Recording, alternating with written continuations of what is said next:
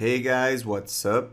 So in the following videos, we are going to talk about the Enscape materials. We will learn how to use the SketchUp materials that exist in our scene and transform them into more sophisticated materials with brightness, reflection, translucency, and so forth. And we will also learn how to create materials from scratch using specific maps and play around with the Enscape parameters. We will use this living room project, and by the end of the videos, we will transform its materials to much more sophisticated ones, and we will have a much more photorealistic result in the end.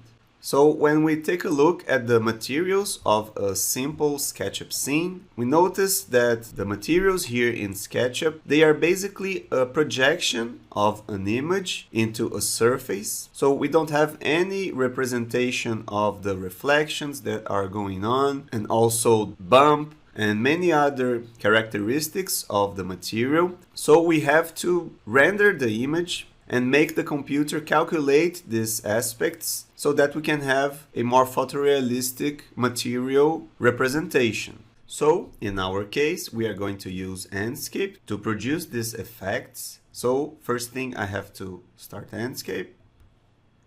And when we start Enscape, you can actually notice that it exports the materials. So basically, Enscape reads all the existing materials from the scene and creates its own materials based on the SketchUp ones. So if we take a look at the materials of the scene, we can expand here the materials tag, and here we can click in the In Model button. So we are going to see all the materials that are used in the objects of this project, and we can even click here and change the mode to list view. So we have now all the names of the materials. And if we now open the Enscape material editor up here, you can see that we have the same materials here with the same names, and we can select the materials here directly in the Enscape material editor, or we can select the materials also here in our materials tab.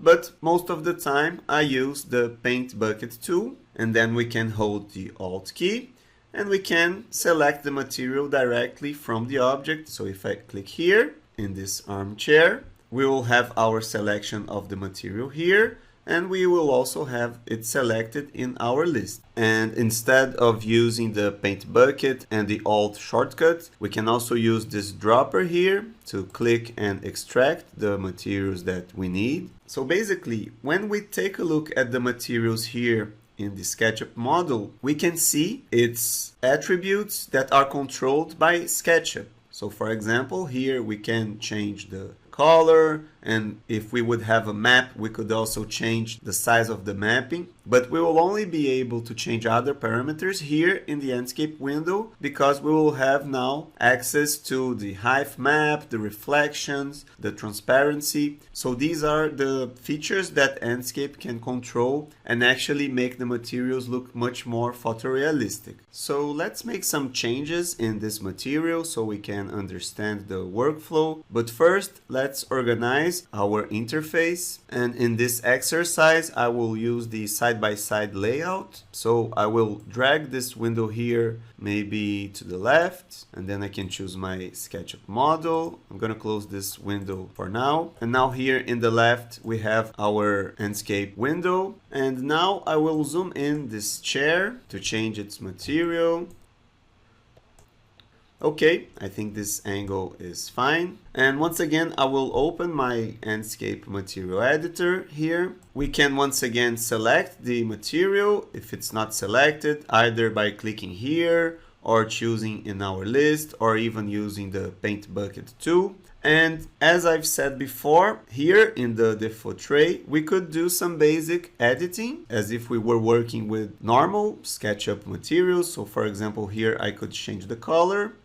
And you can see that the color that is defined here is also appearing here. So we can still change the color and also use our maps here in the traditional manner. But we can also load textures directly here in the Enscape material editor. And we can also choose colors from this available colors from Enscape. So if we choose any color from this list, or even if we use the advanced tools, which is a very good way to choose a color, it will update the color that was previously shown here. And of course, this is not so important as the other features that we can control now with the Enscape material. So for example, here we have the possibility of working with hive maps that I will cover in further videos. We can play around with reflection and with transparency as well. So just to try it out, let's change a little bit the reflection parameters. So we have first the roughness value that we can change, and whenever we decrease this roughness, we make the material more reflective. So as you can see now, we can notice the reflection of the sky in a very strong way here, and we can even make it stronger by setting the lowest value, and the reflections now are very sharp and strong. And we can go on and change the other parameters here, but for now it's just important to understand that these parameters that are being changed here are basically working with the SketchUp material, and they are adding more information of reflection or refraction or transparency and many others. So that's how the Enscape materials work. And one important tip here to keep your files organized is to choose specific names for the materials that you have already edited with Enscape. So for example, in our case, we could choose this material here, and I normally like to use the initials EN. So we remember that we created an Enscape material. So I will name it EN underline red surface. I'll hit enter. So now when we browse through our materials, we can quickly understand that this was a material already transformed with the Enscape editor. Many people use dots or other symbols so that the materials are positioned here in the beginning of our list. So this could be an interesting strategy as well. So feel free to create your own method for choosing the right names for your Enscape materials. And one very interesting feature here in Enscape that you might have noticed is that it tracks the names of all materials of the scene. And depending on these names, Enscape can automatically set some parameters and actually create the material automatically. So for example, if we take a look at other objects in our scene, we can see that there are some materials with reflections and some other characteristics already set up. So here in this table, we can see that we have a very reflective material here, simulating a kind of mirror or a very reflective glass that was actually automatically generated by Enscape. So if we take a look at the name of this material, we can use our Paint Bucket tool and hold the Alt key, and then we can click here. We can see that the name of the material is Mirror-01. So based on this name, we can see here in the Enscape material editor that many parameters were already changed. The roughness now is 0, so we have a very reflective material. Also, this metallic parameter was increased, and this also contributes to a more reflective material, as we will see in further videos. So basically, because of this name, Enscape already created a specific configuration. If we remove this name, for example, if I click here and type any other name, I'll write here test and hit enter. You can see that now the material is not reflective. So the parameters here were automatically changed to a generic material with the default values. So we can see that this feature is very interesting and it works quite well. So I'm going to type here mirror again. And now we have our material back. And if you want to get to know these keywords that we can use, you can take a look at this link below.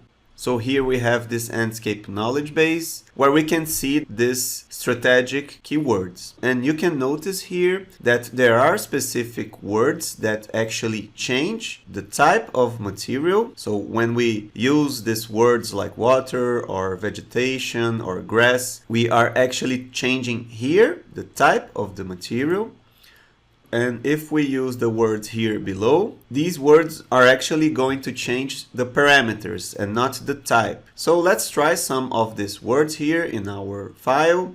I'll go back to SketchUp and still using the same material here called mirror, let's name it now grass to see what happens. So I'll just type it here and you can see that automatically now the material is simulating a kind of grass, and obviously the result is very strange. But we can see here that when we change the name, the type of material now was changed to grass. If I write here, for example, water, now the type of material is water and we have a simulation of a water material. So I will type once again here mirror to restore my original material. So now it's okay. And I will make another test here with this floor. So once again, I will use my paint bucket and I will hold the Alt key and I'll click here.